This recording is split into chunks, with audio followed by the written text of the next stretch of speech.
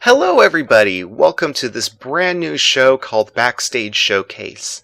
This is a new show that I'm trying out, so feel free to give feedback on how you feel about it. But essentially, what I'm going to do with this show is that it's going to be sort of a behind-the-scenes look at all of our different movies. Now, unlike the production galleries and so forth, and the behind-the-scenes content that I typically run, this is going to get more specific.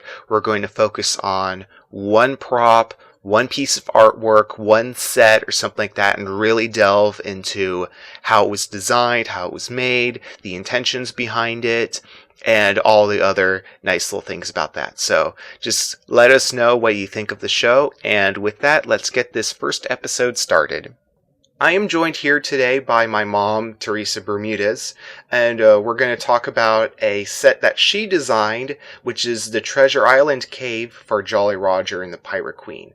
So, do you want to talk a little bit how you designed this from concept to finished product?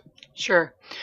In prior productions, we had had problems where the sets were too involved, so when we changed scenes, it took too long. So this one, I wanted to make sure we could change the sets as quick as possible. So what we did is we took some plain boards and made them two-sided. One side would be sitting on stage shown through, which was kind of a jungle scene, and on the other side I had created caves. Well, my first step was to draw up my ideas. Second, we spent a whole morning putting together this set. The caves themselves were made from heavy-duty aluminum foil, and then on top of that we sprayed on some brown spray paint, and on top of that we used some stone texture spray paint.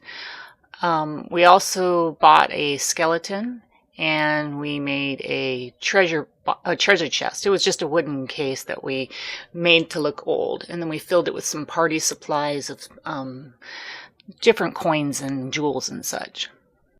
So looking at the original concept art, one thing I noticed is that originally, I can tell from here that the cave walls were originally supposed to go off stage in sort of their own set, whereas in the final production, they were put on stage so that the stage itself became the actual cave. So at what point did you change this? When we first got started, we thought that we would have room out in the audience. The actual production occurred in a church, and they have kind of a small stage. So we thought that the cave would take up too much room. Well, in the end, we realized when we used these small fake walls that we were able to put it on the stage. It was then higher up because there's a step up to it. And then the audience could see better, and then we didn't have to take any seating away. Now, this is a very simple, but actually very innovative idea for coming up with cave walls with such simple materials. Where did you come up with this idea? Well, when Andrew was younger, he liked to make amusement park rides with his Legos. Well, one time he wanted to make what was kind of like a log flume type ride. Well, he needed to have walls and chutes. Well, the chutes he cut open paper towel rolls, and then I came up with the idea of how to make it look like rocks. And so we took just pieces of cardboard, and this is the idea I came up with. So when it came time to make these, I remembered back to making his log flume Lego ride. And to wrap this up, here's a screenshot from Jolly Roger and the Pirate Queen with the cave walls in place. Now, forgive me, it's been 10 years, but how well were the rock walls received in the final production? Many of the audience made special comment on them because they looked like rock and they wanted to know how they were made. So I think that was, as far as set design goes, I think that was the audience favorite.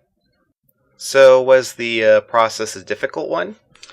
Well, let's just say by the time we got done, which was many hours later, we all deserved a nice rest. And with that, that concludes our first ever episode of Backstage Showcase. Thank you for joining us. You're welcome. And join us next time as we go over more artifacts and props and whatnot from our archive. Thank you for watching, and see you later. Goodbye.